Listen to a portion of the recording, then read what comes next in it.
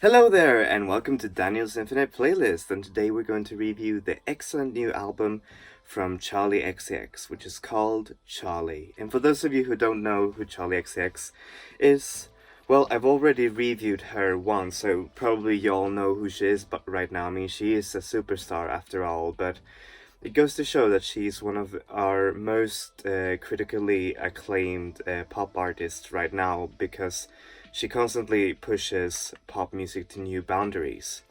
And now she's released a new album finally. And does this album really reach the same heights as her mixtapes and all her previous albums did? Well, how is it to listen to this album? It's a bit like this.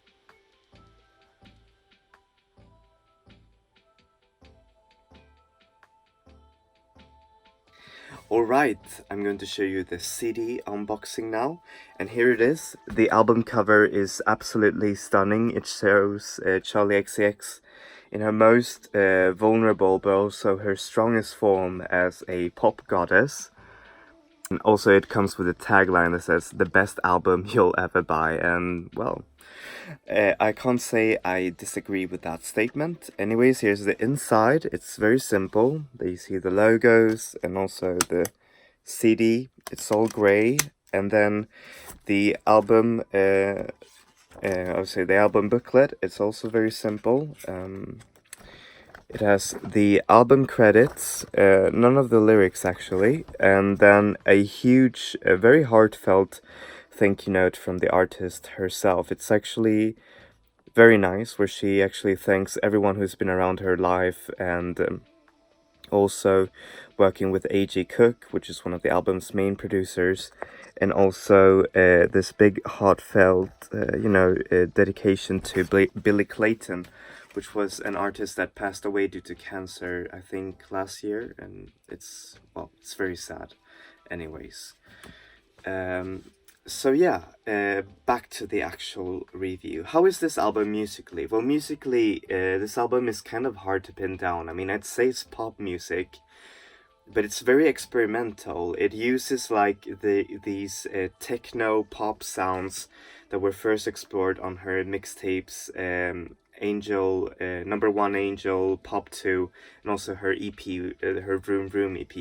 And it's very much kind of like a PC music sounding record, but still it has these different instances of it that mix, for example, tropical pop, like for example on the song Warm with Haim, and also the song Blame It On Your Love, which kind of like works on those types of sounds, and then the song Click, which goes from a very, how do you say, trap sounding song into a wholly industrial clanking outro that has been actually memed by a lot of people. And then there's the obvious standout, which is Gone, featuring Christine and the Queens, which uses all of these modern sounding synths. I'd say this album is a very how to say, it's a very modern sounding album with a lot of like high tech sounding synths, and as I said, it's courtesy of AJ Cook, who executively produced like all this whole album, and you can actually see it. But this album is mostly Charli and her own sense of, like the direction of the music that it takes, and it's just so cool to see. It's she's been in constant how do you say, evolution, and you can actually see it right now. So how is this album lyrically? Well, lyrically this album is even more introspective than her past albums. I mean, don't get me wrong, she's always been good at doing introspective lyrics, but here more than in the songs in the past, she's putting herself as being a more vulnerable and open artist. In fact, you could see the album as a sort of a personal travel for Charli XCX, where she goes from being, how do you say, afraid of all of these fake people around her to actually evolving and being more true to herself, which is then detailed by the album 2099, which is kind of like a well, it's a weird ending song for an album, but lyrically it just fits so well because it goes from all of these very, how do you say, vulnerable, and also, I mean, of course there's songs that hint at Charli XCX's own strong persona,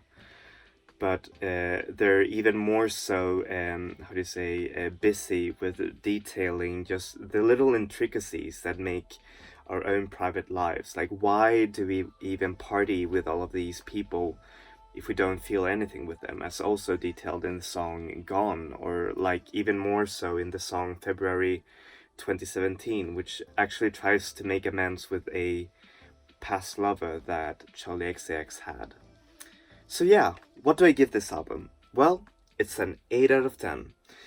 This is a great album. I unfortunately, I don't think it really has the same directness as her mixtapes Number One Angel or Pop 2.